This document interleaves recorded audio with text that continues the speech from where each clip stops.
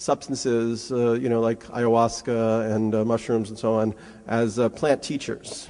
And, it's been our modern idea or prejudice that plants don't have consciousness or intelligence, but I think there are certain experiences you have with these substances where you really do feel there's a kind of mind, a kind of vegetal mind, an intelligence, and actually very, very deep wisdom that speaks through these experiences.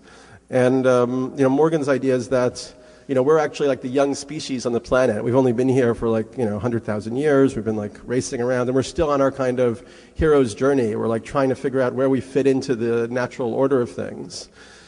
And there's this much larger and much older community of life that includes, microbes, plants, animals, and so on. And so the plant kingdom kind of got together, and they designated certain plants to be ambassadors, kind of diplomats, and teachers to work with the human species, to help us evolve and get to this next level of perception and awareness. So I think that's a really beautiful question, a way of looking at it. And I think we can see that we're really coming to this threshold where, the community of life on the planet is actually looking at us and saying, are we as a species, worthy of continuing on this planet? We're looking at a situation where we're really devastating the biosphere. 90% of the oceans are fished out. Our global warming is causing accelerating climate change. All of the ecosystems of the planet are in incredible, disrepair. So there's a kind of question whether our species is worthy of kind of continuing, or if we can find our niche in the larger community of life. And I do feel that the insights one gets from psychedelic plants can be very helpful. Can help us to find our way back, into balance. So I was thinking about the different aspects of the psychedelic experience. There's many of them, but a few of them that I think are important. One of them would be, the level of personal insight, the sort of sense you get of your own history, kind of recapitulation of your past, ability to go into, suppressed aspects of yourself. And that often leads to kind of healing, emancipation of past wounds and so on. Another aspect that really interests me is deconditioning. And I think that this was my first experience in college when I took mushrooms. I had the sense of that I'd been immersed in this society, in the social world, and had accepted that, there was a kind of natural logic in there being a certain type of money, a certain type of car, buildings that were all right-angled. And when I took the mushrooms for the first time, there was a sense of stepping way back from that naturalization into our society and seeing it as an artifice that human thought had constructed, and that it was, in many ways incredibly silly, and not really to our, best interests, and how people's attention had been kind of hypnotized, and how they were kind of enslaved to this monetary system and so on.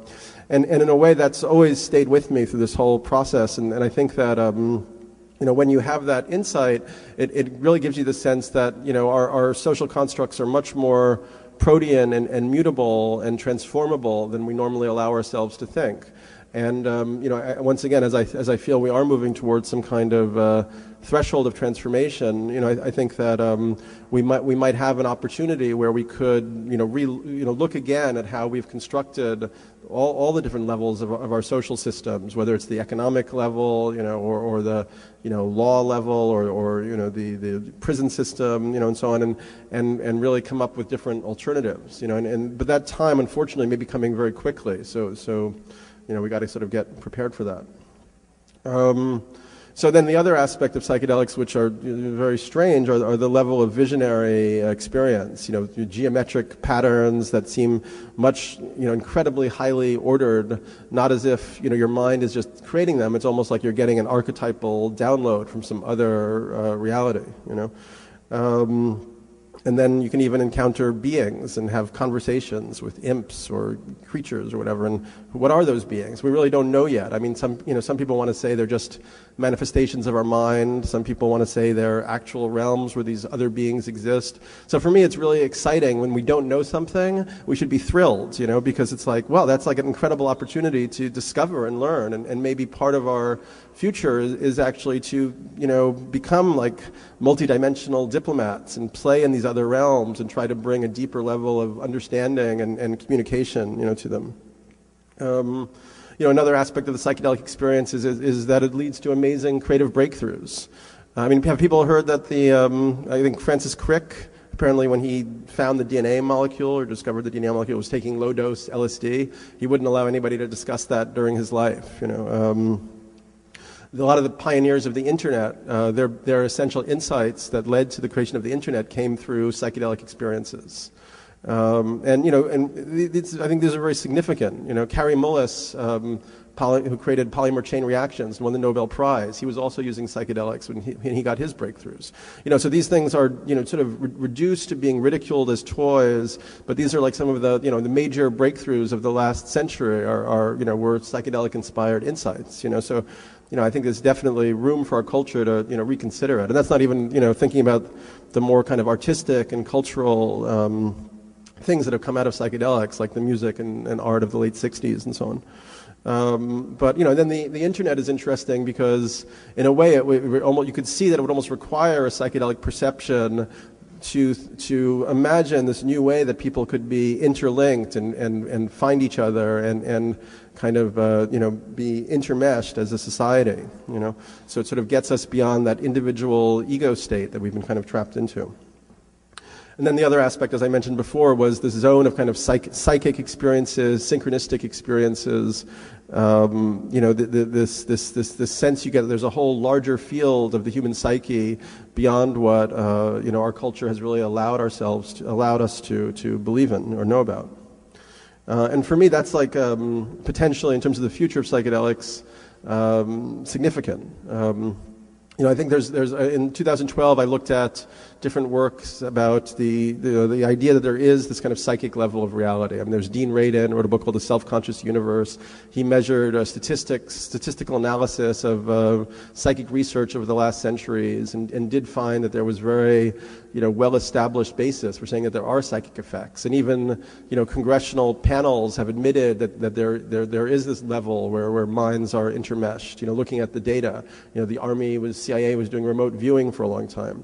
So what does this mean that that this model that there could be psychic experiences? What does that mean for our future? I think it could be very significant.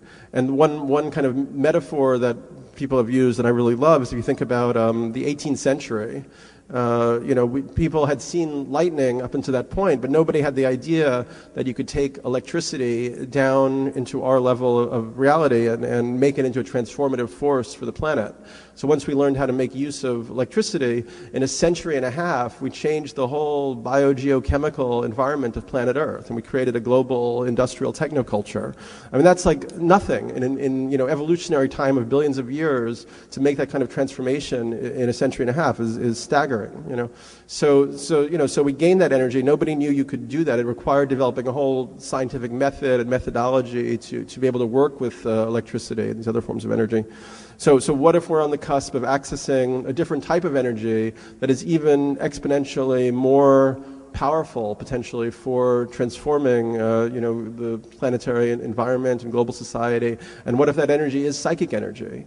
So the fact that more and more people are experiencing synchronicities, kind of intention leading to manifestation, the kind of stuff that's talked about in kind of films like The Secret. I mean, it's kind of like bulgeralized into this new age mumbo jumbo sometimes, but that this might actually be a legitimate phenomenon or fact of human experience. Maybe we really would be able to use this energy. And in 2012, I visited the Hopi Indians and wrote about their culture a little bit. And a lot of the rituals and ceremonies with the Hopi is about bringing rain. Their Kachina ceremonies are about working with the elemental forces. There's a Cambridge anthropologist, Peter Whiteley, who spent years with them.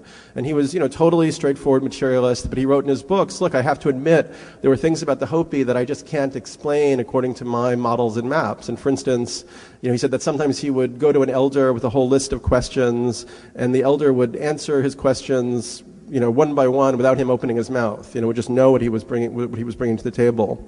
And he also said that sometimes he would go to these Hopi rain dances. There would be like a clear blue sky, 120 degrees, blazing hot sun. They would dance for half an hour, and clouds would gather and rain would fall. And he was basically